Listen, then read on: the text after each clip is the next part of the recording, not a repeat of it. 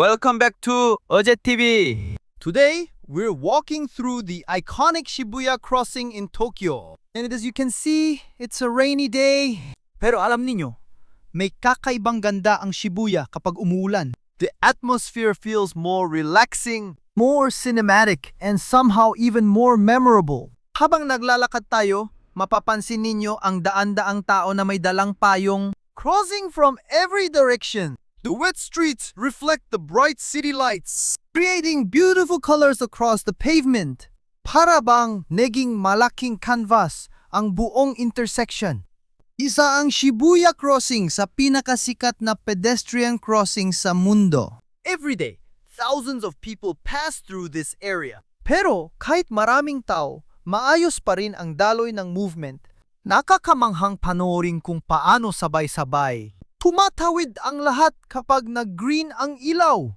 The sound of the rain adds something special to the experience. Sa halip na puro ingay ng lungsod, Maririnig din natin ang banayad na patak ng ulan habang naglalakad. it creates a calm feeling in the middle of one of Tokyo's busiest locations.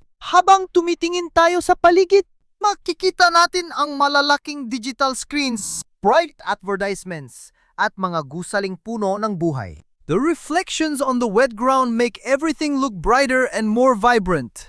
Mapapansin din ninyo ang maraming transparent umbrellas, which are very common in Japan. Simple man ang kanilang design, naging bahagi na sila ng everyday life dito. Kapag umuulan, halos lahat ay may dala nito. For many visitors, seeing Shibuya in the rain is actually a unique experience. Hindi lang ito tungkol sa pagtawid sa kalsada. It's about feeling the energy of the city while enjoying a different side of Tokyo. Kahit maulan, tuloy pa rin ang buhay. People are heading to work, meeting friends, shopping, or simply enjoying the city. Walang ganong nagrereklamo sa ulan. It's just another part of daily life. As we continue walking, take a moment to appreciate the atmosphere. Tingnan ang mga ilaw, pakinggan ang ulan, at panoorin ang galaw ng mga tao sa paligid. Sometimes these simple moments become the most memorable parts of a journey. The combination of rain, lights, and city energy makes Shibuya crossing one of the most fascinating places to experience in Tokyo. May kakaibang charm ito na mahirap ipaliwanag hanggat hindi mo mismo nararanasan. Thank you for joining me on this rainy walk here at Shibuya Crossing. Kung nagustuhan ninyo ang video na ito, please like, share, and subscribe to Edjet TV for more walking tours and travel adventures around Japan. Maraming salamat sa inyong panonood, and I'll see you in the next video. Take care, stay safe, and enjoy the journey. As we continue our walk around Shibuya, mapapansin natin na kahit tuloy-tuloy ang ulan, hindi nawawala ang sigla ng lugar. People keep moving, shops remain busy, and the city continues its rhythm without missing a beat.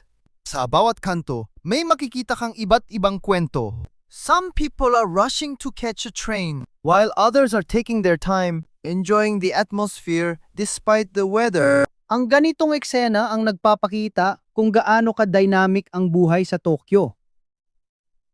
The rain also brings out details that are easy to miss on a sunny day.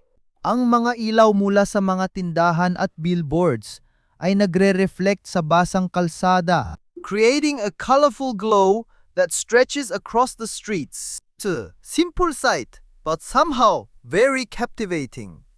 Habang naglalakad tayo, mararamdaman din natin ang malamig na hangin. Hindi man perfect ang panahon para sa ibang tao, pero para sa marami. This kind of weather makes the city feel more peaceful and relaxing.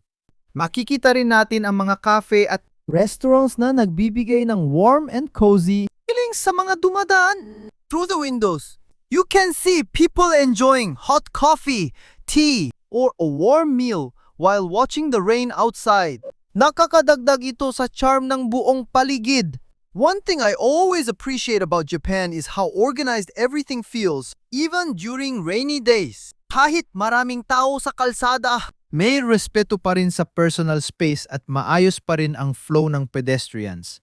As we move farther from the main crossing, Mapapansin natin na bawat street ay may sariling character. Some areas feel energetic and modern, while others have a quieter atmosphere. Ito ang isa sa mga dahilan Kung bakit maraming tao ang gustong bumalik sa Shibuya ng paulit-ulit. The rain seems to slow things down, just enough for us to notice the small details. Ang tunog ng mga yabag sa basang sidewalk, ang pagpatak ng ulan sa mga payong, at ang glow ng city lights all come together to create a memorable experience. Minsan, ang pinakamagagandang Travel moments ay hindi yung may perfect weather o perfect plans. Sometimes, it's simply about being present and enjoying whatever the day brings. het niyong maulan na paglalakad sa Shibuya, yon mismo ang nararamdaman natin.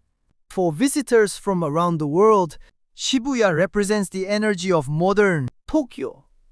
Pero kapag nakita mo ito sa ganitong panahon, makikita Mo rin ang softer side ng lungsod. less about the crowds and more about the atmosphere. As our walk continues, take your time and enjoy the view. Observe the people, the lights, and the sound of the rain all around us. These are the moments that make travel experiences truly special. Thank you once again for walking with me today here in Shibuya. If you're enjoying this relaxing rainy walk, don't forget to support the channel by liking this video and subscribing to Ajit TV. Maraming salamat sa inyong pagsama. And let's continue exploring more amazing places together here in Japan. See you in the next adventure.